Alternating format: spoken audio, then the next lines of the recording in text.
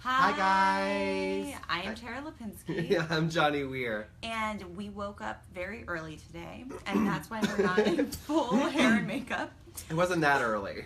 It's funny. Well, we were up very late working. Up super late. I mean, and studying. Sometimes when we go out, and it's Sunday especially, we're both kind of in that situation. We actually put it on our Instagram, @Tara and Johnny. Earlier this year, it was like 11 in the morning, and Tara was like, wow, it's so great to be out when nobody else is out. It was like 11. But we were very late, so our time schedule is a bit off here. And then we had to study for the men. In addition to that, we're on this webcam phone situation, and we don't have a proper set today because we're still at the hotel getting ready for the day. And we didn't really have time to prep, so... Yeah, apologies for our dressing sweaters, and as well as our different chairs. Yeah, we like to sit in the same chairs as normal. Luckily, we have this fancy light that really blows everything out, and you can't really tell. Amaro filter. So we're here to talk about ice skating. We are, if you aren't aware, the lead commentators for NBC Olympics and figure skating and all that stuff. And last night we had the extreme pleasure during prime time to cover the ladies free skate event. The ladies. What'd you think? So highs and lows, just like the short program, but that last warm-up group, I was into it. I also loved Caroline Zhang. Yes, you were. Clean you were program. paused up for Caroline Zhang. I was getting really excited. Johnny's like, calm down, calm down. But it was so good for her to be able to go out and finally, after all these years of ups and downs, to have a skate like that. Yeah. I mean, Karen Chen was the ultimate champion of the ladies event. She skated very, very well.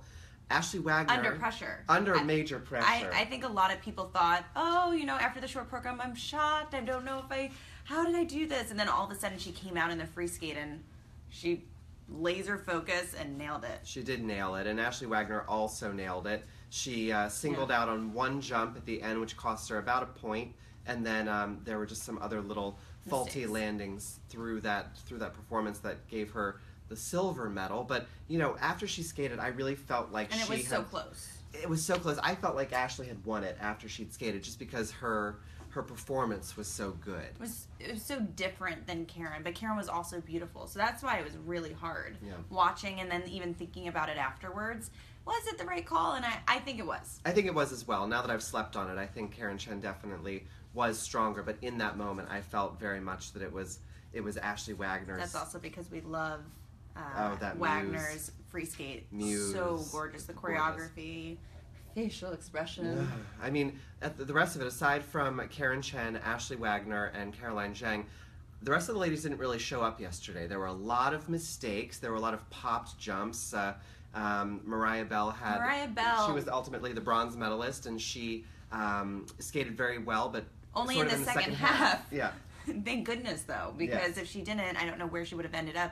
So now being able to be on that podium was pretty exciting. Yeah, and you know, it's hard as commentators because we get in a situation where, with you guys, we want to always tell you the truth about what we're seeing. Yes, we're making a TV show, and yes, we do support every single skater, but sometimes we have to tell you what's actually happening, and if the skaters aren't skating that well, then they're not skating well, and we need to be honest with you, or you won't accept us. Sport that all these athletes work hard for, and I think they want to hear the truth when we sit down with them. I think they appreciate that because we've been through it, and we've been critiqued for so many years, and I would go back and listen to Dick Button and think, okay, that layback is terrible, and I'll never fix it. Yeah, there's nothing, I can't change it now. I can't change Sorry, it. My back won't bend that way. No, so we definitely, we love telling you guys, teaching everyone about our sport and telling you why somebody wins over somebody else and the intricacies of it. But we always feel bad when we have to say that, okay, that wasn't the best performance. We've been through that moment. I mean, especially with Gracie Gold, and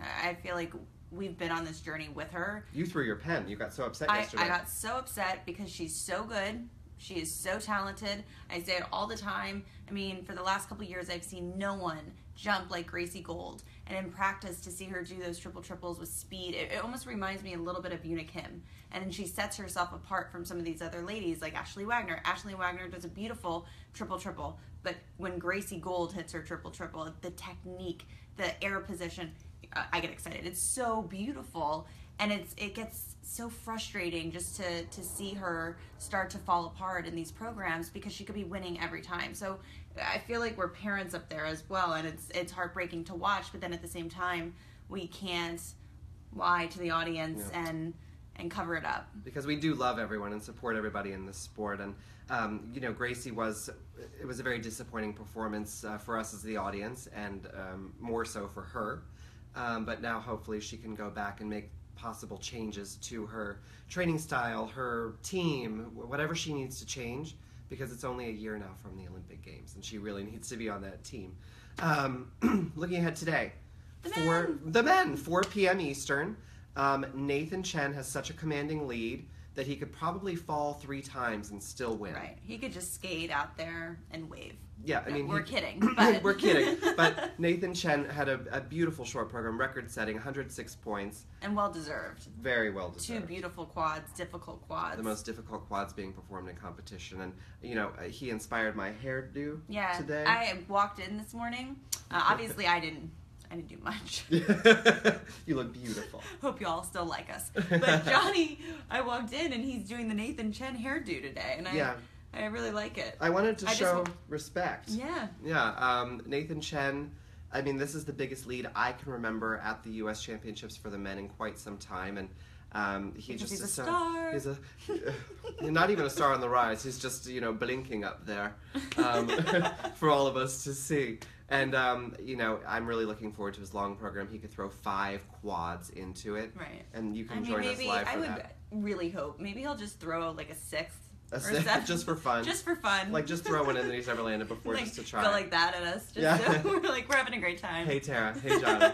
But that's live today at 4 p.m. Eastern on NBC, and we're going to be calling the event live and hopefully creating beautiful moments. The men usually bring it, so I'm really looking forward to the men really, sorry, I'm a bruh. Right. This is your event. I want the guys to really do it, because if somebody's going to have a title that I also own, I want them to be worthy. But questions? Should we start with questions? Yeah, let's start with Fan Corner. We love questions.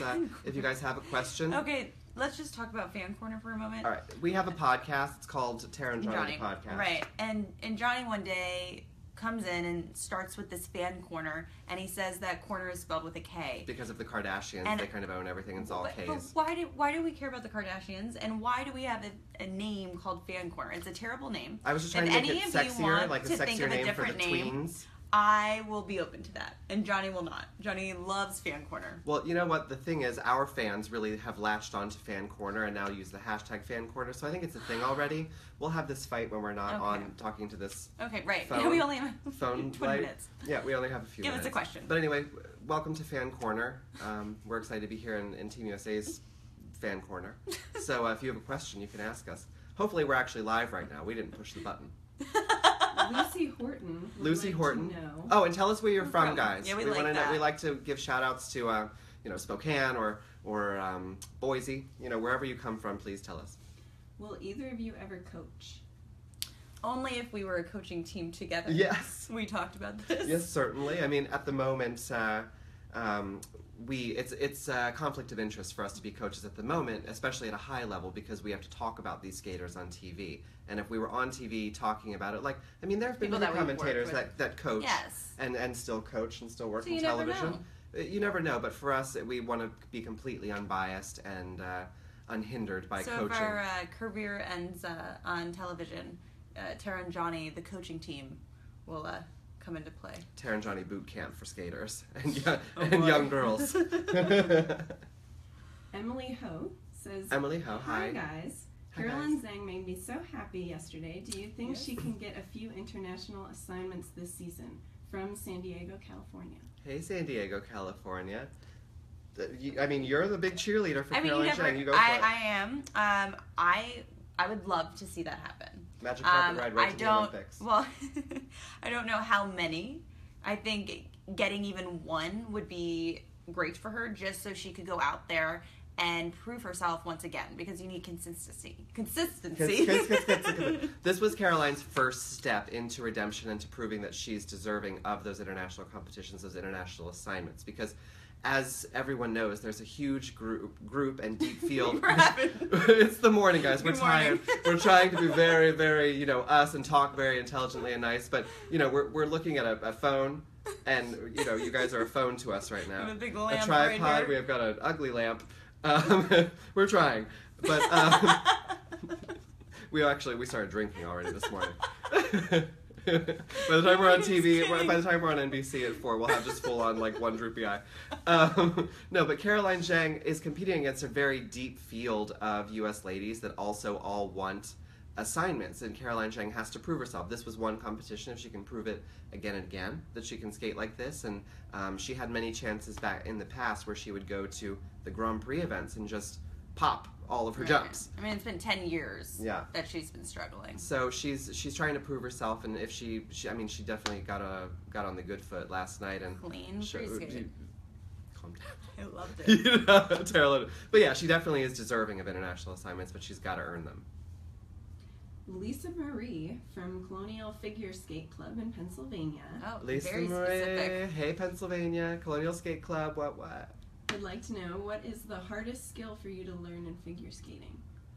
Oh, that's It's difficult. definitely different for every person. Everyone has different strengths. Right. I mean, obviously, I think that the jumps. I mean, What was the hardest jump for you to learn? I mean, Tara was just so good right away. No, I would say the hardest jump. I think because you were a roller skater, like double axle. Allow me, yeah, the axle probably was really hard. It's very different. Because I went off a clean edge. Yeah. And that also was like the first difficult jump you start to try as a young girl. So that one took me a while, and once I got that, then I went to the triples, and I was like, oh, I don't have to do a takeoff like that. Yeah. These are easy. The double axle is kind of like the gateway jump. I remember working, because I knew as a dude skater, I eventually would have to do a triple axel. So that is usually more consistent and easier off of a skid takeoff, where you almost, a skid is like a stop almost, but you have to keep it moving. So it took me a while to learn, it took me like a week and a half to learn the skid, and then, I did double axle right away because I was lucky. But the double axle... He just is so talented. Like, let's just be real. He started at 12 in a frozen cornfield. But everyone's journey just doing is quads. But not fair. When I started skating, I wanted to jump so much, and what ultimately became of me was that I loved the beauty, the artistry of skating, and that's what I was into it for. But at the beginning, all I wanted to do was jump, so I didn't skate that well. I actually started doing pairs skating when I was young so that I could learn to skate better, because my little partner was a lot prettier at skating than I was. And all I wanted to do was jump. But the double axle is definitely the gateway element to the triples. Next! Sam Lusk. Hi. Sam Lusk would like to know, what is your favorite sport? I mean, figure skating. I mean, probably, I'd say badminton. What is our favorite? Synchro swimming? Okay, our favorite sport to perform together is definitely synchronized swimming. Right. We love figure skating. We think it's a really awesome, cool sport. And I love diving. I love to watch diving during the Olympics. We love all sports, especially during the Olympics. I don't know if you watched in Rio. We say synchro swimming because we were so into it. Well, I mean, we won the silver. We went up to the hotel pool, and so that's really become something we've wanted to try. We actually were invited. Yes, we were recently invited by Team USA Synchronized Swimming to come to a training session. I mean, that should be taped. Yeah, I mean, you guys can check that video out on our joint Instagram at Tara and Johnny, and of course there's the at Tara Lipinski, at Johnny G. Weir. Just plugging it again, 4 p.m. Eastern today, live coverage of the men's free skate on NBC with us. We're going to dress really nice, and we'll look prettier than we do now, but I will continue to have my Nathan Chen hair. And we'll have some coffee. Yeah, next question. Annabelle Lockman from Illinois. Annabelle Lockman, hello. Would like to know wedding plans, ? Oh, nope. Nope. It's all under tight lip. Because Tara's super famous and we don't want any of the details getting out there and have paparazzi on boats. Well, the wedding planning is going well. Mommy's very protective. It is a difficult process. And at first, I thought I was just going to be this bride. I was like, oh, okay, whatever is fine. Like, not bridezilla. It's going to be so easy. I work on live television. I've been under pressure. Like, I'm not going to get wrapped up in the little details. And then you realize that you become that person. And I sit home with Todd, and I'm like, Todd, I think the light blue is a little bit better than the darker blue, but I'm not sure. Let's talk about this for hours. They should all just go barefoot. I'm not thinking about shoes. I hate it. Tara's been actually amazing during the planning process for this wedding. I mean, it's the moment of your life, and the Olympics were past life, but this is like stepping foot into a new life, everything wants to go perfect, and this one's a perfectionist. So you've actually kept yourself really cool, calm, collected thanks. through. It's going to be a beautiful event, but we're not telling anyone anything. Everyone knows that you're a bridesman. Yeah, I'm a main. We've been working on the I have a starring role in the wedding. His outfit. I'm bringing falcons to set off after the kisses. I'm bringing falcons that are going to fly around and drop rice. I mean, this wedding is going to be absurd. We've made it into a week-long thing. It's a week-long event. It's like when people have a birthday month. Like, oh, it's my month. It's my week. She's definitely getting a whole week. Oh man. But I'm just to party. I just want everyone to have fun. Just everyone drunk. Drunk. We're all gonna need some get Johnny drunk. We're gonna need some replasty before the actual wedding because we're gonna be just so hungover by that point. Go Team USA. I want. Sorry, I forget where we are. So we're on Team USA Facebook right. Live. So back to skating. No. back to next question. Okay. Valeria would like to know your favorite movie, and she's from Venezuela. Oh, Valeria from Venezuela. Hola. Well, I love Gone with the Wind. It was my mom's favorite movie. That's why I'm Tara. But I love cheesy romantic movies like The Notebook. So don't ask me that because I'll give you cheesy answers. No, lovey-doveys. I like Dr. Zhivago. I love The Curious Case of Benjamin Button. I love, lots and lots of movies. Black Swan. Oh, The Black Swan. That might be one of my favorites. I think it's funny, though, because it's listed in, a lot of categories. I'm not very adept at technology, so if I find myself in the iTunes store, it's, genius. Oh, I've made it.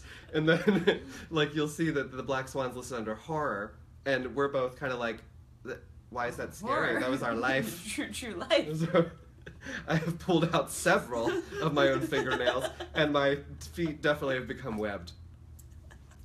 So that's a thing. Oh my goodness. The Black Swan is definitely our near and dear to our Facebook hearts. Live is much different than yesterday. You can see as the weekend and days go on, we get very tired. We're on the air for a long 6 time. hours a day. We're in our heels for a long time. And then studying and running around, and now it's the last day, and we're tired. We're so tired and silly. We're slap happy.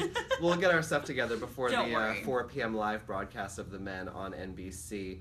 For those of you who are just joining us, we work for NBC. We commentate figure skating. I'm Johnny Weir. This is Tara Lipinski, and you should be live with us at 4 p.m. Eastern to watch The Men, because Nathan Chen's going to be awesome, and the other dudes are going to rise to the occasion, and I will have a great outfit. I'm wearing a bow tie today.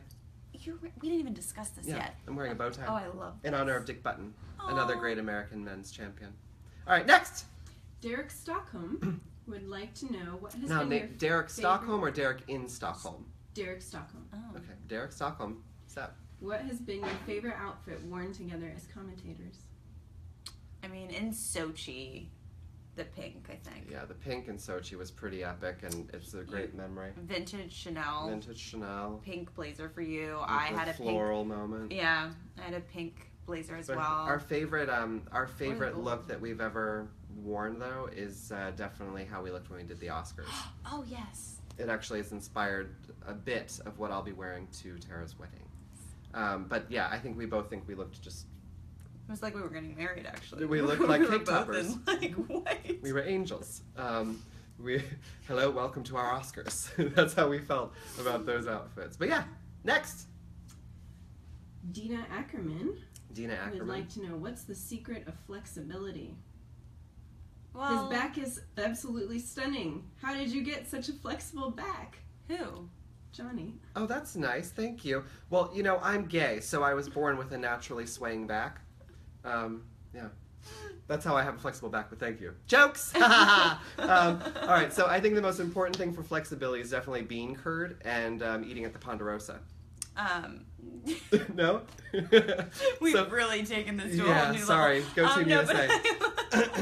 But I think flexibility sometimes is just a natural ability. I am flexible, and my legs are very flexible, but my back is very stiff. Yeah, certain directions you can be flexible. And sometimes it's helpful and hurtful to a skater. If you have very flexible hips, that's not ideal for jumping. Mm-hmm. For Sasha Cohen or Jason Brown, they're very, very flexible skaters, so sometimes it gets very hard to pull in tight enough for the big jumps. Both of us have tight hips. Yeah, tight hips. My legs are flexible going forwards and backwards, but out to the side sometimes it's a a little rough. But that's just because, you know, closed hips are really good for jumping. You can't have it all. But for everyone out there that doesn't skate and doesn't really need to do full-on spirals and slits all the time, definitely I think a healthy regimen of stretching in the morning, having a nice low-impact workout like Pilates or yoga is awesome to keep your flexibility up and ultimately just keep everything flowing through your body a lot nicer. So health, health, health. Make sure you stretch and stay in shape. And I like to suggest every morning like the big cat stretch before you even stand up. Just the big... that one. All right, next. Last question from Lindsay Abrams. Lindsay Abrams, hello. Hi. How do you feel the sport of figure skating has evolved since you both competed? Well, for the men's event, they've just added 19 quads. Yeah, they're I'm really happy. Every time we watch a Grand Prix or commentate something, I just am like, I'm so happy. I'm not trying to compete with this. And the ladies' event, it's getting there, especially in Russia. You see the girls, little ones, 12, 13, 9, 8, 10. Yeah. I mean, like, really little girls doing triples and sometimes triples. So that is insane. In the U.S., it's a slower progress. But I think that's going to change. I think we're going to see more triple axels. Mirai was even saying she might pull out one here. She didn't attempt it, but I know Yevgenia Medvedeva in Russia, the current world champion, is working on the quad sal.